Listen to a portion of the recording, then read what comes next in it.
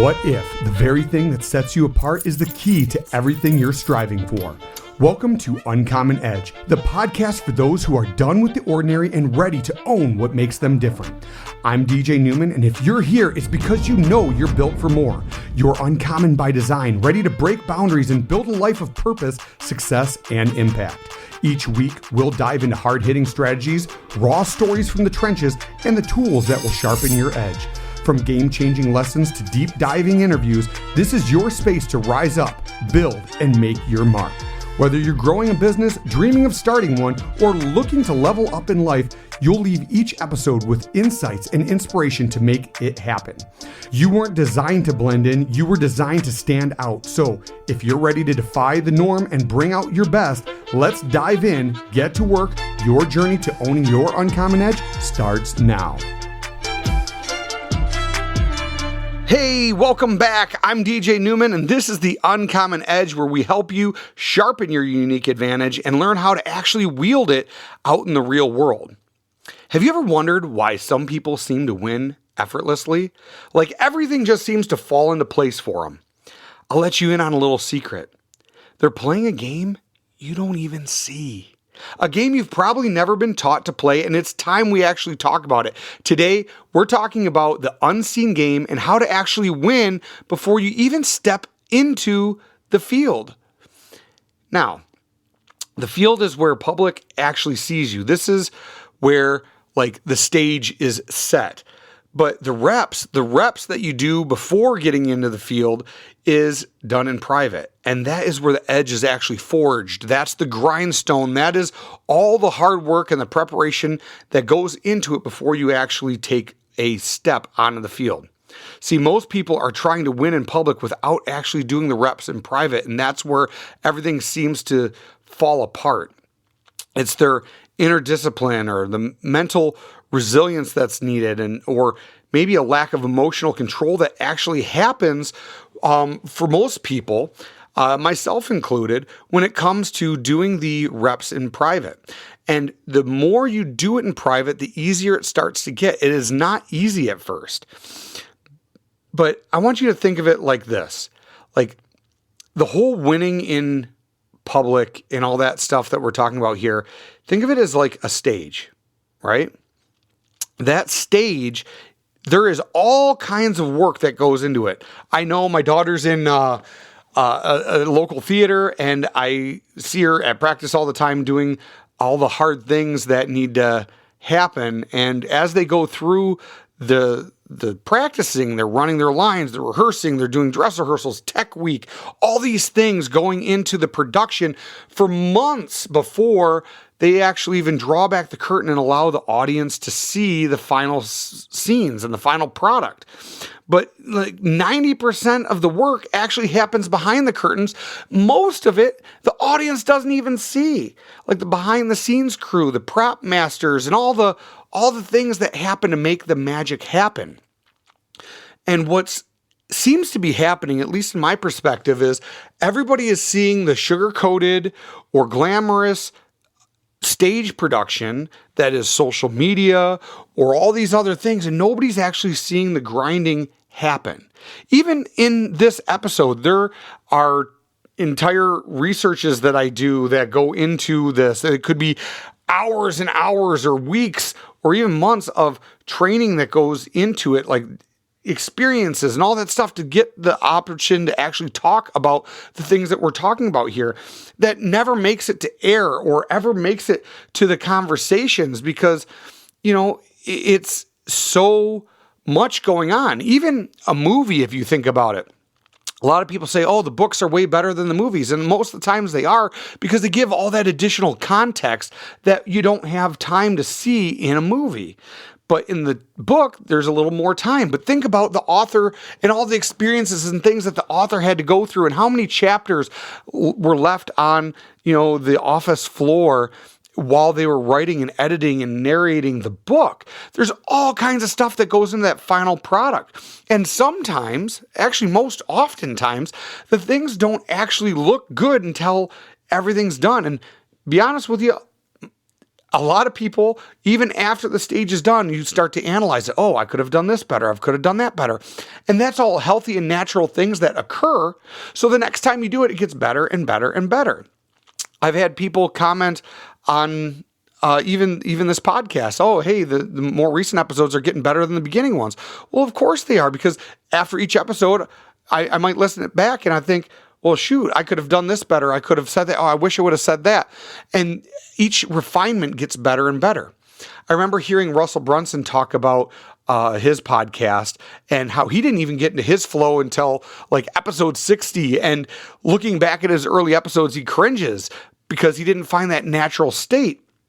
And that's all part of growing, evolving, and taking that imperfect action, but all the behind the scenes imperfect action that actually happens as well. There's been times, even like, for example, the first time I even bought a personal development course on my own. I've been through some where my work's put me through it, or I've been involved in like communal things and stuff like that. But like the first time I actually laid down my own cold hard cash, I'll never forget it. I was sitting in my garage, and I'm into music a little bit, and I had a piano in my garage at that time, and I was sitting on the piano bench, and I had my laptop open, and I was sitting there looking at the laptop, and I was fiddling around on the piano a little bit, and I was looking at it, and it was like a $2,000 investment. I think at that time it was for Darren Hardy's program. I think it was Insane Productivity, which is a great program if you've never been through it. And I was like, man, I feel like I really need this. And I was convinced that this was going to be the key that's going to bring everything together. And I went ahead and I finally purchased it, and it made me sick. Like, I instantly had buyer's remorse when that happened, because I even though I believed that was the key, that was a lot of money for me at the time to just shell out. And that might be a lot of money for you right now, or maybe it's not. I don't know where you're at, but for me at that time, it was a lot of money. And the end product was, there was a lot of work that had to be done in that course. It was a 12-week program, and each week gave you insights and things that you had to get through to make sure that you're the most productive, and it builds each week after the next. And there's all this behind the scenes work. Those of you that have been through any Darren's stuff knows he's like a no BS kind of guy, and he is great at the whole compounding, the consistent, seemingly insignificant actions day over day. And this is what I'm talking about with the behind the scenes stuff and winning the game before you get on the field. It's all preparation. It's getting all of that done. So me going through that thing and purchasing that was in preparation for the dozens and dozens of courses that ended up coming afterwards, and all the different things that came, because everything that you've gone through leading up to this point, as you're listening to me right now, has been preparing you for a moment that's yet to come. And there's this weird paradox that happens when you get into a situation and you're actually prepared. You feel really lucky, right? That's how you actually create your own luck, is by being prepared. I don't know if you've ever seen I think it's a graph where it shows preparation on the bottom going up, and then time on the left side and going up as well. And where they intersect, that's where you feel lucky. And have you ever been into a situation where, like, man, I wasn't prepared for this moment, and you feel really unlucky in the moment because an opportunity may have passed you by? Maybe you didn't save the money that you should have saved, so you couldn't buy the course, or maybe you didn't study the way you needed to study, or show up the way you needed to show up in order to feel lucky. Well, that's how you win, is putting in the reps and doing the preparation.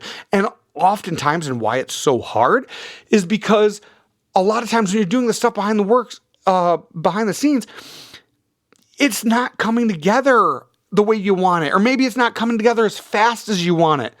I'm not really known for my patience oftentimes. It's something that I'm personally working on the daily. And so when I'm putting in the work and I look at all the things that are happening, and I'm like, man, this isn't going fast enough. You got to stop and look back and I stop and I look back and look at all that actually has been accomplished, and it allows you to relish in that moment for a minute. But in the end, you need to start preparing more for the next thing. It's good to stop and smell the roses, but don't let that take away from all the things that you have to work for. And this is really, really important on anything that you do.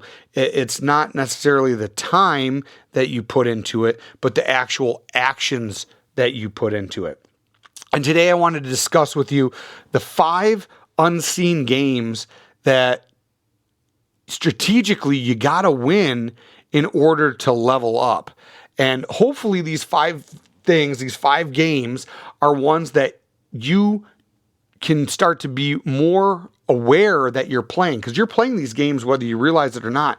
But the more intentional effort you put into these games, the more luck is going to come your way, and the more things are going to start happening to better yourself. So let's talk about this. The first game, the first set of reps that you're going to be putting in behind the scenes is mental state management. Your thoughts are the filter for everything. You lose the game the second you lose your head. Look, we talked about Tony Robbins at Funnel Hacker Live when my daughter and I were there, and he was talking about the mental game is 80%, where strategy is only 20%. Which means you can have the best strategies in the world, but if you have a shitty mindset towards those strategies and I can't do it attitude, nothing's going to come your way. And I'm not talking about being overly positive and, it's all going to be sunshine and rainbows. No, I'm not talking about that. I'm saying that you got to have belief in yourself. And the only way that you can have belief in yourself is by convincing your mind that that is what it's going to be. See, what you think is what you say, and what you say is what you do, and what you do ultimately becomes your reality. So in order to have, you first must become. It's like Myron Golden always says, be, do, have. You have to be the thing so you can do the thing, so you can have the things that you want. Whatever that is, whether that's more time with your family, or it could be material things, it could be whatever it is. Everybody wants and needs different things.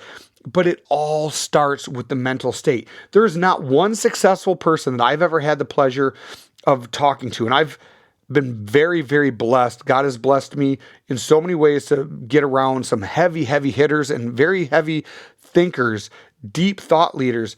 And not a single one of them have ever sat there and had a weak mindset towards their goals, towards their life, towards their ambitions. They've gotten extremely clear on what they want, and the more clear that you've gotten, the easier it is to figure out what you need to do to get the things that you want.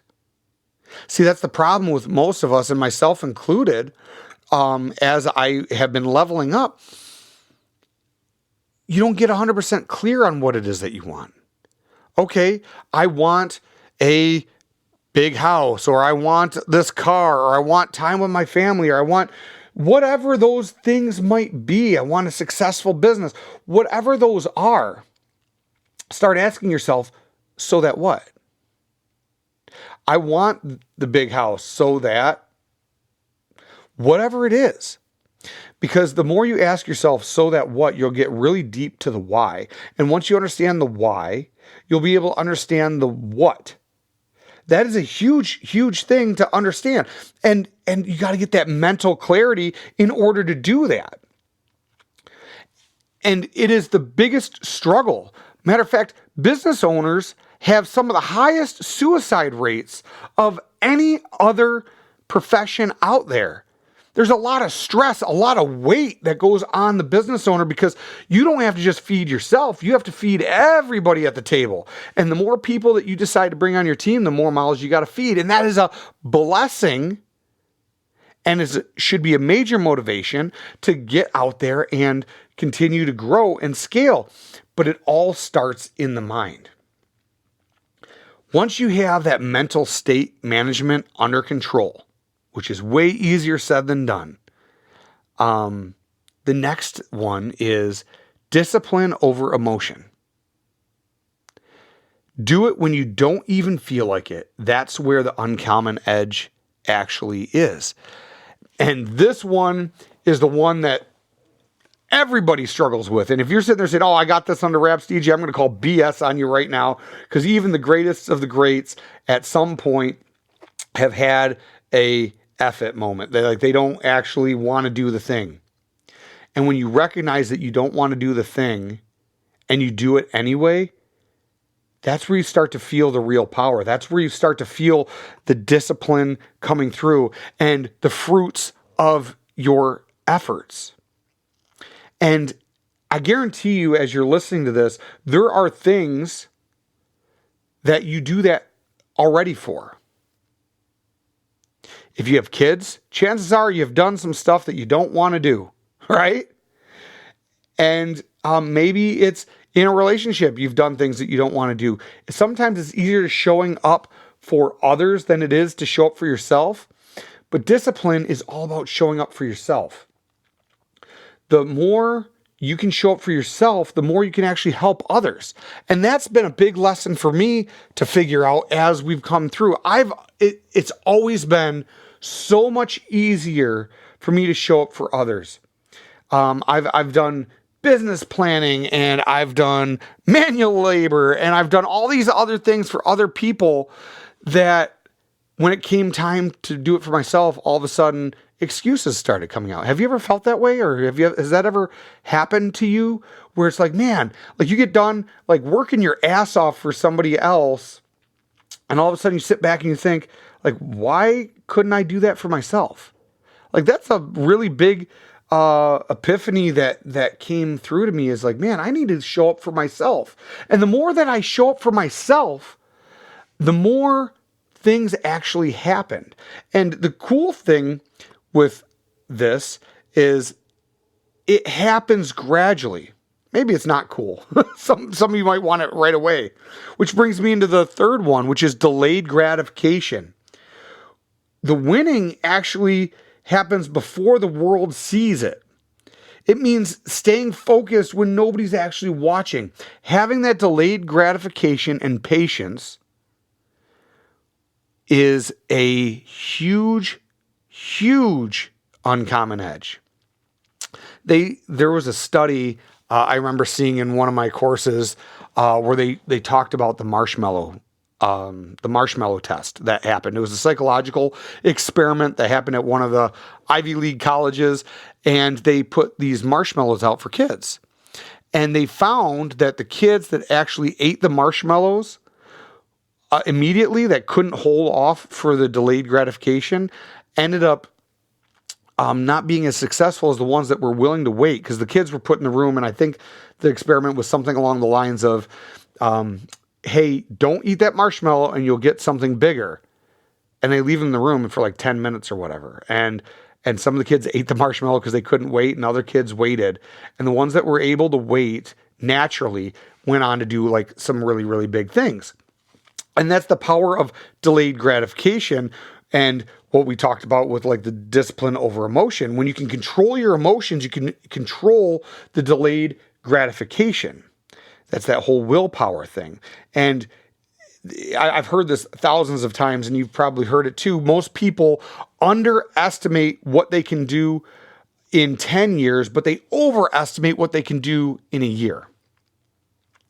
You know, and I'm guilty of that as well.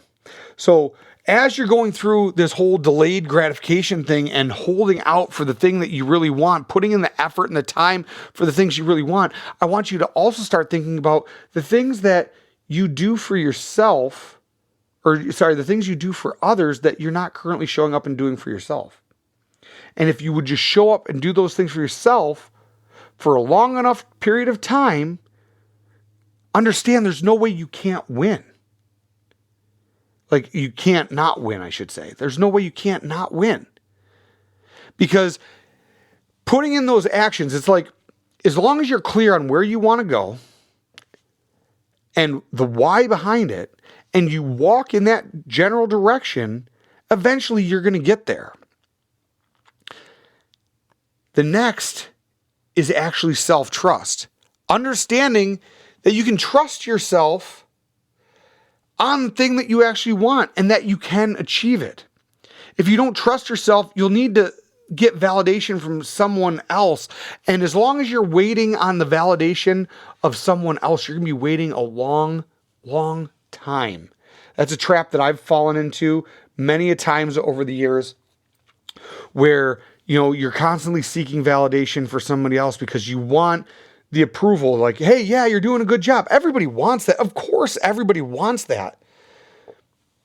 But if that is a prerequisite for your success, you're in trouble. Because, see, human nature, everyone's inherently greedy or selfish in that light. They're in it for themselves.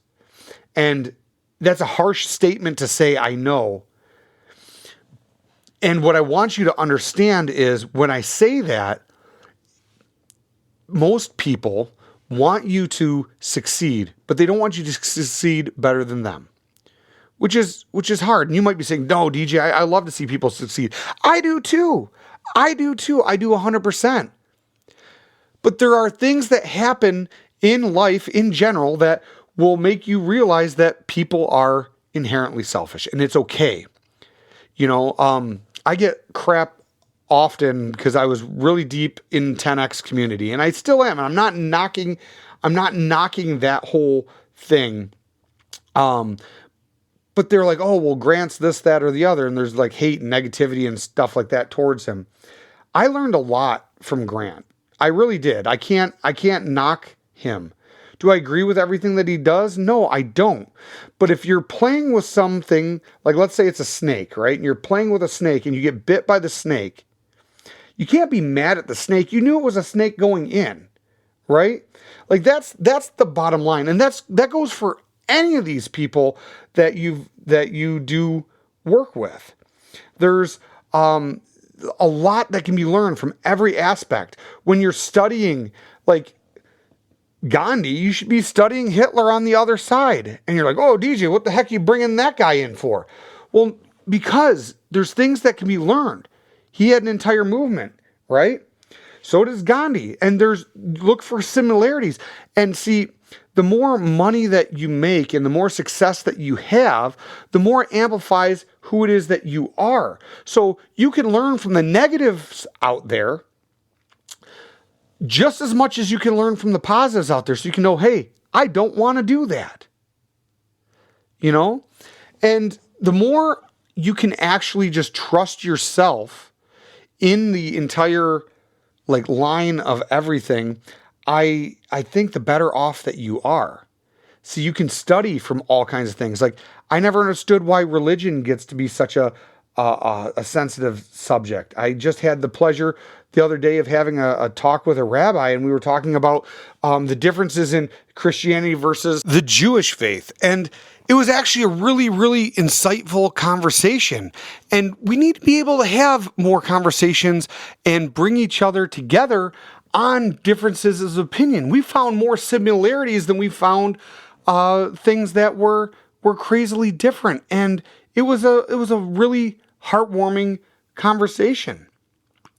See, if you just trust yourself to have honest conversations with yourself and others, you will realize that there's way more good out there and way more abundance out there than the opposite. Which leads me to the fifth one, vision and identity. If you're not just showing up to play the game, you're becoming the player. See, the biggest thing about that conversation of number 4, self-trust, is you have to be able to trust yourself to cast a super hard vision of what you want and the identity that you have that's going to get those things that you want, because that's what attracts people to be here.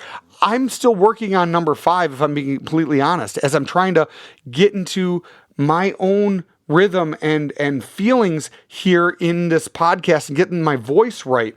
At this point, I haven't even started promoting this podcast just yet, which a lot of people are like, why aren't you? Well, those that are going to find it naturally, awesome. And that you're listening to this right now, thank you so much for coming along the journey. And you're going to hear me evolve as this goes on, as my vision and identity gets clearer and clearer. You need to show up to play the game. Sometimes create your own rules of that game and identify what that game actually is and what success looks like for you. So when you go through all these, the mental state management, the discipline over emotion, delayed gratification, self-trust, and vision and identity, these 5 things that are going to really amplify everything that you do. Each one of these is a game that needs to be won, and there's rules. And sometimes those rules are meant to be broken. And it is up to you to identify those rules and work through them to get what it is that you want. See, where most people lose is you can train, you can study, you can build, and you'll still lose if you don't get this right. Most people don't lose due to lack of strategy. Like I said, that's only 20% of the game. They lose due to FOPO. And we've talked about this before. This is my buddy Josh Latimer's acronym for fear, overthinking, procrastination, and overwhelm. As I talked about those 5 games, what fears started happening because you were overthinking? What things have you been putting off because you felt overwhelmed? These are all things that you need to really hone in on and understand as we go through all these different games that you have to win in order to succeed in life. And the best part is, especially when it comes to all this mental stuff, people talk about manifestation and all that stuff. And that's great. I've read books on it. I've done it. But all manifestation is at its core, in my opinion, is you just convincing yourself to go take the actions necessary to do the thing. It's amazing because once you start doing the thing, the law of abundance ends up happening where all of a sudden you start getting the things that you want. I've personally found that every time I've chased money, it runs away from me. But anytime I just do what I feel is right, not necessarily what I want to do, but what I feel is right in the moment to make things good and do right by people, money is always running towards me. That's just been my experience. And I've shared that thought with others that have been much more successful than I am, and they've all agreed with me. Think about how you've allowed FOPO to hurt you and what ways maybe you're chasing the wrong thing where the things that you're wanting is eluding you rather than running towards you, because maybe instead of chasing the thing, you need to attract the thing. And that's what that whole abundance thing is. It's attracting all the things by taking the actions and putting out the vibrational frequency and having the right mental attitude. That's what all that behind the scenes field preparation work is. And the moments where you like think about this, like the moments that like you maybe have lost the game in your head before you've even stepped on the field. I know I've had that where I may have had some like negative self-talk and maybe that FOPO is creeping up and all of a sudden I'm stepping into the game and my head's not right. My head wasn't right in the thing. There was one growth con that I went to and I had a bad experience happen and I allowed that to consume me, and I just kept talking about it. Anybody that was talking about, I talked about it, and I left the conference and I felt like really bad about myself because I just kept oozing a vibration that just didn't sit right with me. And the second I allowed that to shed off my back, things started coming back into my life. And those are all like super, super important things to understand, how like small, like seemingly insignificant mindset shifts will actually help you keep showing up and keep focusing on what's going right than what's going wrong. And this is a fun little exercise I'll do with you really quick. If you're driving, this will be really cool. If not, just look around the room that you're in right now. But I want you to look around the room right now and just look at everything that is red in the room. Think about it. Red, red, red. Maybe it's car. Maybe it's a book. Maybe it's a pen, whatever it is. Look around, red, red, red, red, red. Look around, everything around you right now. It's red, red, red. Look for everything that's red that's around you. I want you to count as many things as you can. See how many you can find. Red, red, red, red, red, red. Now close your eyes. If you're driving, keep your eyes open.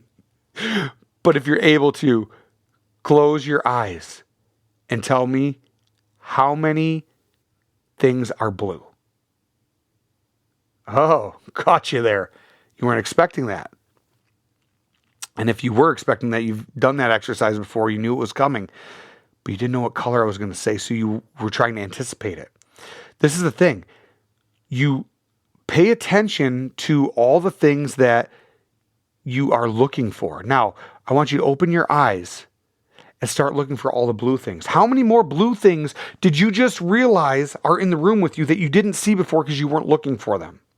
So see, the more you concentrate on the negative things, the more negative things will be apparent to you. That's what that game is all about. That's how you win the game before getting on the field, is by recognizing those patterns of positivity and then actually going ahead and double down on the work that is necessary to attract more positive to you. So I want to wrap this up here with you guys. I always have some type of action item for you because I want to bring the most value to you. I want you to ask yourself, where in your life or your business are you trying to win in public without putting in the reps in private? What work are you maybe avoiding that you should probably be doing? And if you just did it, you'll show up so much better on the field when it's game time. And then here are the 3 actions I want you to win with the unseen game this week. 1, I want you to do some daily work. 15 minutes minimum of journaling, reading, or some type of mental prep. If you do that for the entire year, that's going to equate to a lot of extra time that is going to allow you to go towards mastery. Let's do some quick math here, right? 15 minutes a day times 365 days a year, that's 5,475 minutes, which is 91.25 hours. Did you know that mastery comes from like 100 hours? They say that you master something when you've done 100 hours. So by doing about 15 minutes a day, you are going to end up getting close to mastery on that subject if you're consistently putting in the behind the scenes work so you can show up the best that you can out in the field. Number 2, I want you to actually do some quiet commitment. Pick one thing that you're going to do daily for the next 30 days. And don't tell a soul. Nobody else needs to know about it. You do it for you because you are what matters. And if you're not willing to show up for yourself and you keep showing up for others, you're going to end up regretting it. It could be just silence. It could be going to the gym. It could be reading that book. Whatever it is that's important to you. It could be spending time with your kids.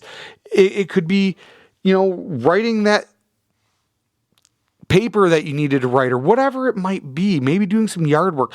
It doesn't matter what it is as long as it's important to you. But only share it with you. And let the results speak for themselves. And then 3, create an inner scorecard. Create your own metrics for success and track your discipline. Not the likes on social media, but like you actually showing up. Put the number in the box. How many things did you do? Or yes or no, or check the box, whatever it is on these things. Did I do my 15 minutes? Did I do the one thing daily? Create a scorecard because, see, in the game, in any game, there's a giant scoreboard up on the wall. And the only way to win is to put numbers up on the wall. So the best part is with this whole thing is the person that you're playing against, the other team is you. It's that inner battle. So when it comes down to all this stuff, what things are you putting up on that scorecard? Track your discipline, right? So if this episode made you think, send it to someone who is in the trenches with you or might be struggling with this type of thing and maybe wants to win on the field. Send it to them. And if you know someone who has an uncommon edge that the world needs to hear, go to uncommonedgepodcast.com, scroll to the bottom and nominate the person that you're thinking of to be on the show. I'll see you next week. Until then, stand out and stay sharp.